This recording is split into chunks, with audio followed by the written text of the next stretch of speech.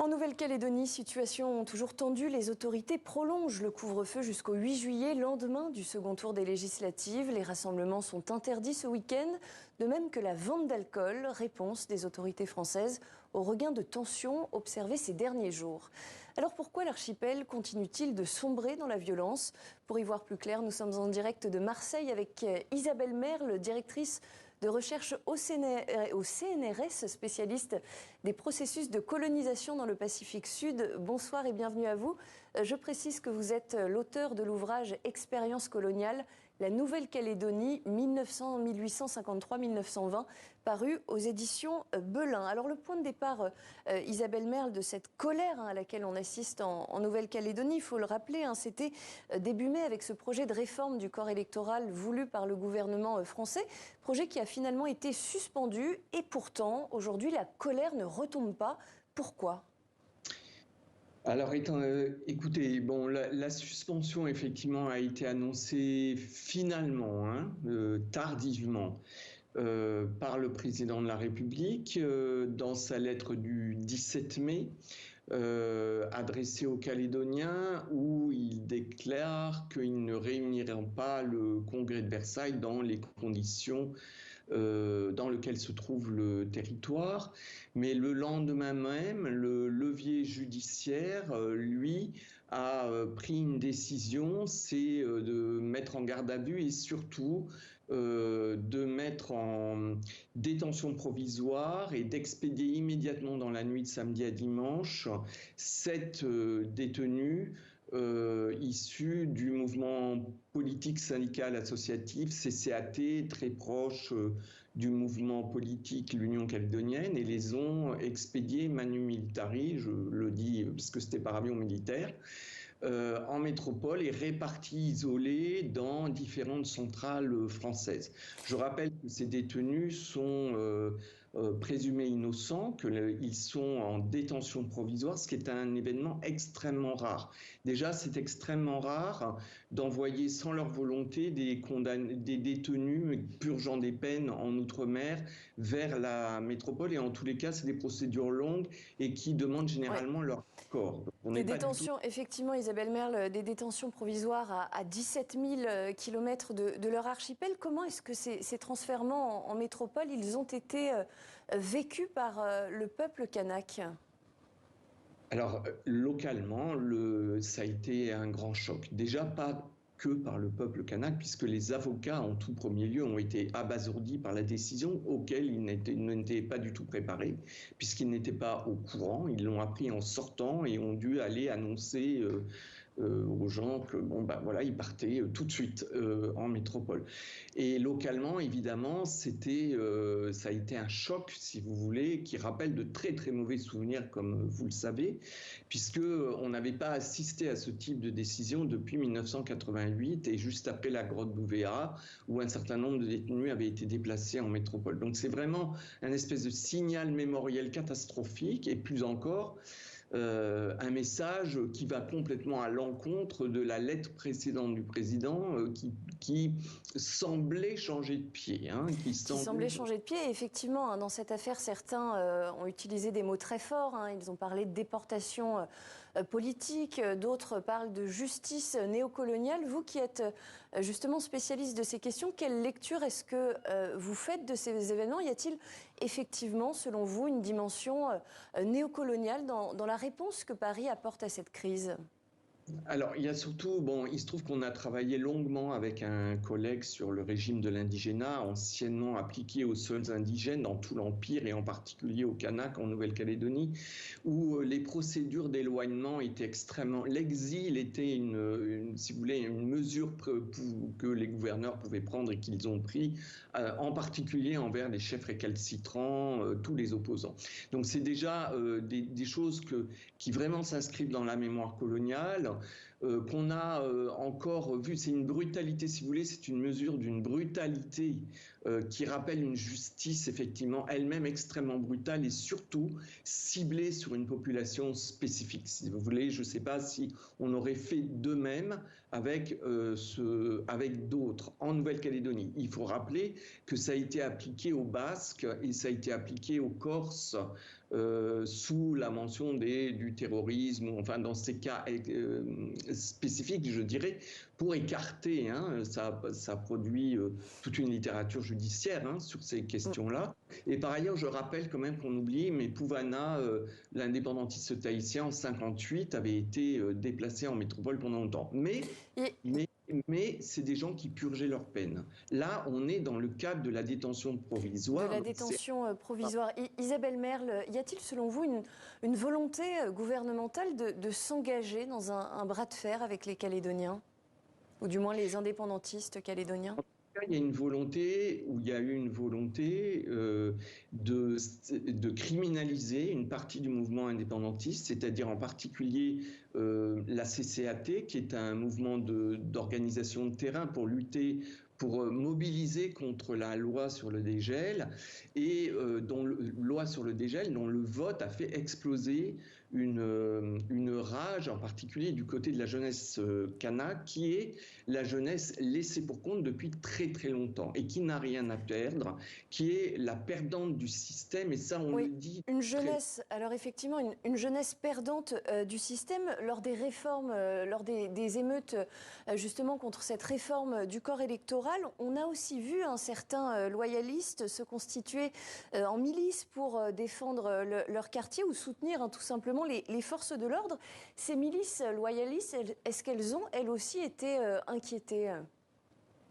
Apparemment pas du tout. Hein. Alors apparemment pas du tout. Hein. Donc ceux qui ont commis des crimes, normalement les enquêtes sont ouvertes. On n'a d'ailleurs aucune nouvelle. Mais non, les milices, ce qu'on appelle les milices, si vous voulez, c'est les plus radicaux, les plus qui ont des armes derrière, qui vont parce qu'après il y a un mouvement de solidarité dans les quartiers pour essayer de calmer le jeu. Donc il faut aussi distinguer avec les gens dans le nord d'ailleurs à Koné, c'est toute communauté là qui essaye de calmer un peu les jeunes et de protéger ce qu'il y a à protéger. Mais effectivement à Nouméa il y a des zones très tendues et là il y a des groupes agressifs hein, qui si vous voulez, ne veulent ferment la nuit et ne sont très voilà. Non, ils obstruent le quartier, contredisent le couvre-feu et non, ils ne sont pas inquiétés. Vous évoquez des groupes très agressifs. Le mois dernier, plusieurs voix ont alerté sur un risque de guerre civile en Nouvelle-Calédonie. Est-ce qu'un tel basculement, selon vous, est effectivement possible aujourd'hui ? Alors, je ne suis pas tout à fait satisfaite de cette dénomination parce que pour l'instant, les affrontements, c'est surtout entre une jeunesse kanak qui est très déterminée et elle-même qui peut être très agressive aussi. Hein, dans certaines situations, il y a pas, on sanctionne on dénonce toutes les violences. La violence ne règle rien. Avec les forces de l'ordre, qui peut, alors entre les communautés, jusqu'à présent, si vous voulez, ça a été relativement tenu, je dirais, en particulier en brousse. Le pays a énormément changé depuis 40 ans. Et depuis qu'a explosé ces événements sur la zone Nouméa, Grand Nouméa, la brousse était restée calme. Et elle ne l'est plus, c'est ça qui est dramatique. Mais les tensions se jouent entre les jeunes et les forces de l'ordre. Vous dites les jeunes et les forces de l'ordre, on l'a vu ces derniers jours, il y a aussi de plus en plus de sapeurs-pompiers qui sont pris pour cible, leurs véhicules sont caillassés. Comment est-ce que vous analysez cette violence dirigée contre les sapeurs-pompiers qui sont quand même censés assurer la protection de la population ? Tout à fait. On est dans une situation, si vous voulez, de crise. On l'a connu en France avec les émeutes. On sait qu'il y a une sorte de violence qui se déploie de façon indiscriminée, vous le savez. C'est-à-dire que les écoles, les centres de santé, les médiathèques, donc voilà, et les pompiers peuvent y passer. Et il faut absolument faire des gestes d'apaisement. Et l'expédition des membres de la CCAT arrêtés, mis en détention provisoire sous instruction judiciaire à l'autre bout de la planète n'est pas un geste d'apaisement. Donc c'est ces gestes politiques, c'est surtout on ne résoudra pas les choses en envoyant l'armée de plus en plus. On résoudra, on calmera, ce qui était déjà d'ailleurs le cas, hein. Il y avait une désescalade avant cette décision, avec des gestes politiques. Et on attend de l'État des gestes politiques d'apaisement.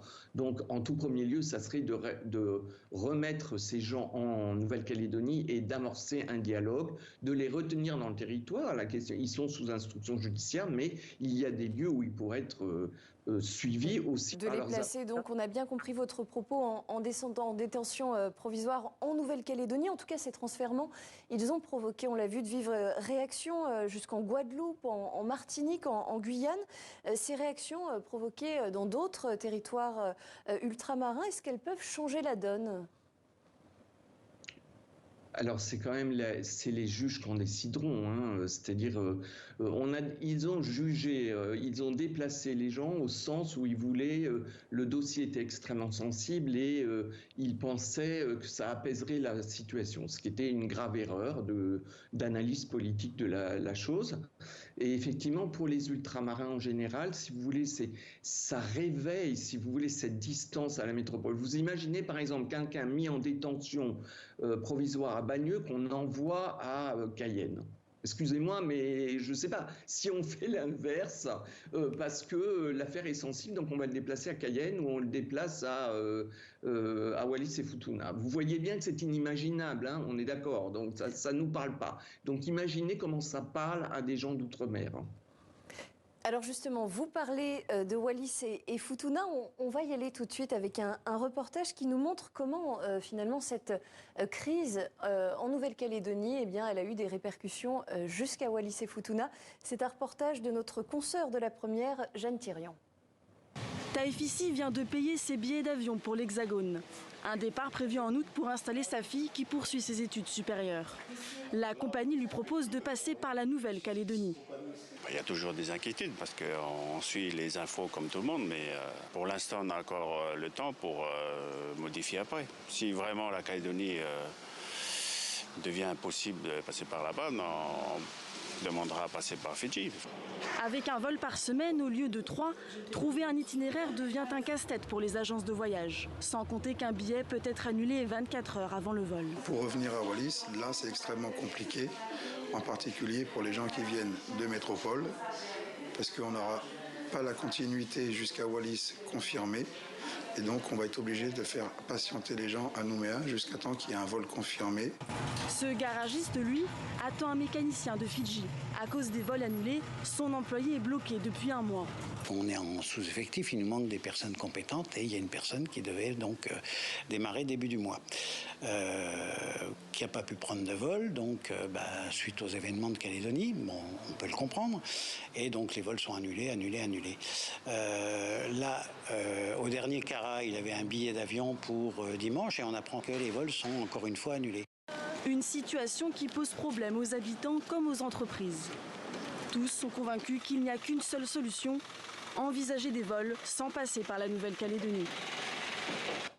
Voilà l'impact social, économique de cette crise en Nouvelle-Calédonie. Isabelle Merle, vous êtes toujours en direct avec nous.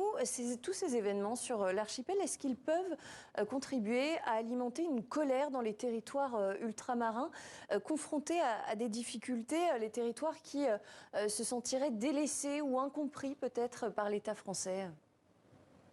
Écoutez, c'est dramatique cette situation parce que pour les Wallisiens, vous savez, ils ont tous la moitié de leur famille qui est aussi en Nouvelle-Calédonie. Il y a une très forte communauté wallisienne qui d'ailleurs s'inscrit dans des propositions politiques là avec des représentants qui sont tout à fait intéressants d'ailleurs à écouter. Il faudra les écouter attentivement. Et donc cette situation doit être gérée, c'est-à-dire la Calédonie doit sortir doit être apaisée pour l'année qui vient là et retrouver une sorte de chemin du dialogue. On n'a pas d'autre solution.